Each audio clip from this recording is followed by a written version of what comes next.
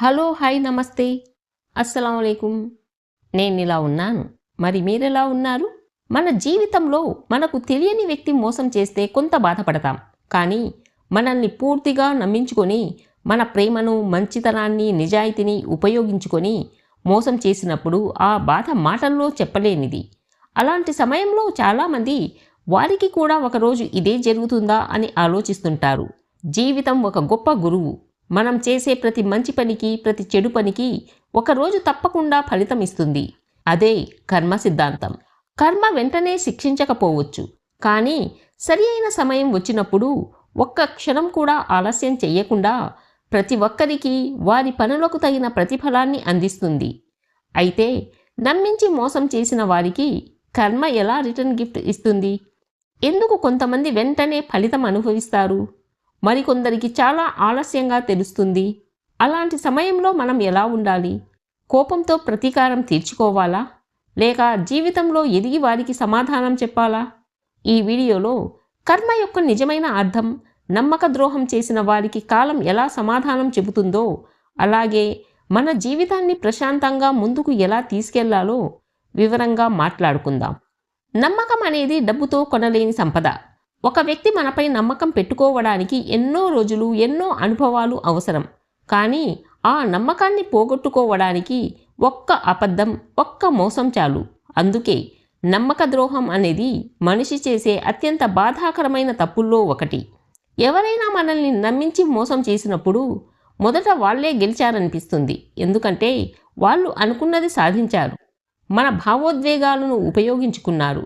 మన మంచితనాన్ని తమ స్వార్థం కోసం వాడుకున్నారు. కానీ అది నిజమైన విజయం కాదు.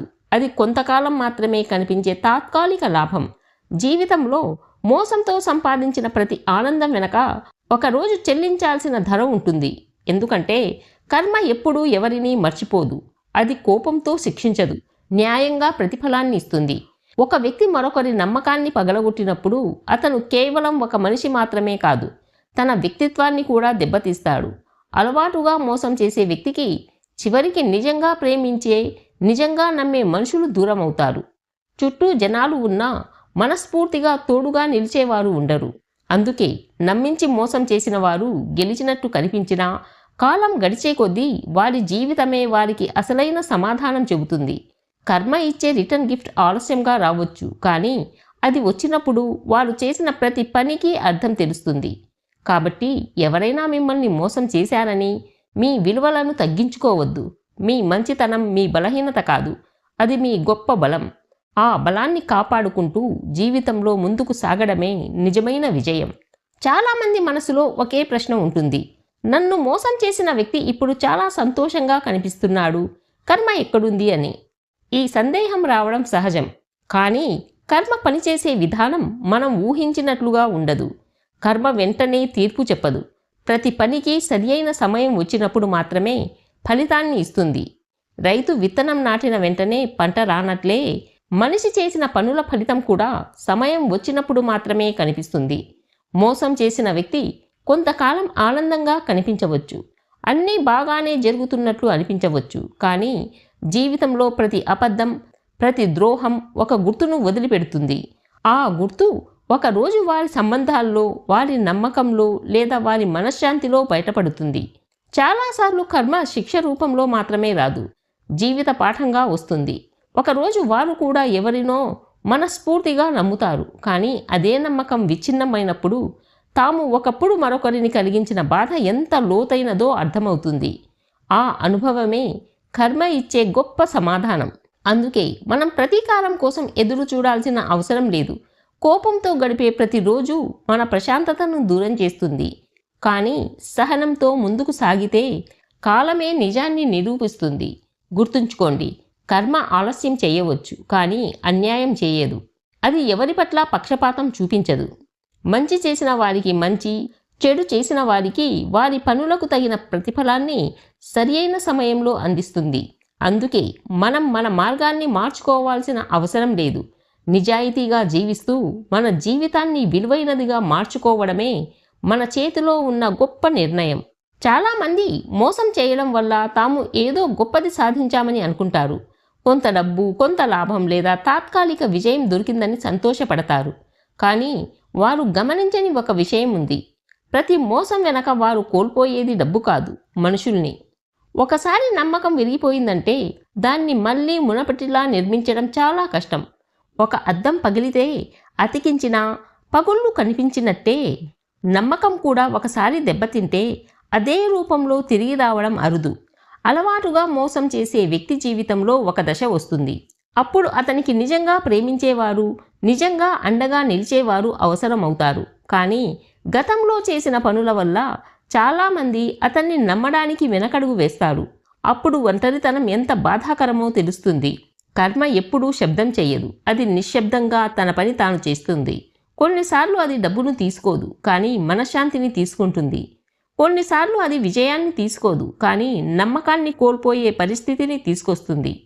బయటకు అన్నీ ఉన్నట్టే కనిపించినా మనసులో ప్రశాంతత లేకపోతే ఆ జీవితం అసంపూర్ణమే. అందుకే మిమ్మల్ని మోసం చేసిన వారిని చూసి బాధపడుతూ కాలాన్ని వృధా చేయకండి. వారు కోల్పోయినది మీలాంటి నిజాయితీ ఉన్న వ్యక్తిని. కానీ మీరు కోల్పోయింది ఒక మోసం చేసే వ్యక్తి మాత్రమే.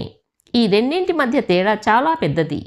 మీ విలువను గుర్తించండి, మీ మంచితనాన్ని కాపాడుకోండి. ఎందుకంటే కాలం గడిచే కొద్దీ నిజాయితీ ఉన్న వ్యక్తుల విలువ పెరుగుతుంది. మోసంతో జీవించిన వారి నిజస్వరూపం మాత్రం ఒకరోజు అందరికీ తెలుస్తుంది. అందుకే జీవితంలో మీ లక్ష్యాలపై దృష్టి పెట్టండి. మీ ఎదుగుదల, మీ ప్రశాంతత, మీ ఆత్మగౌరవం ఇవే కర్మ ఇచ్చే అత్యంత విలువైన రిటర్న్ గిఫ్ట్.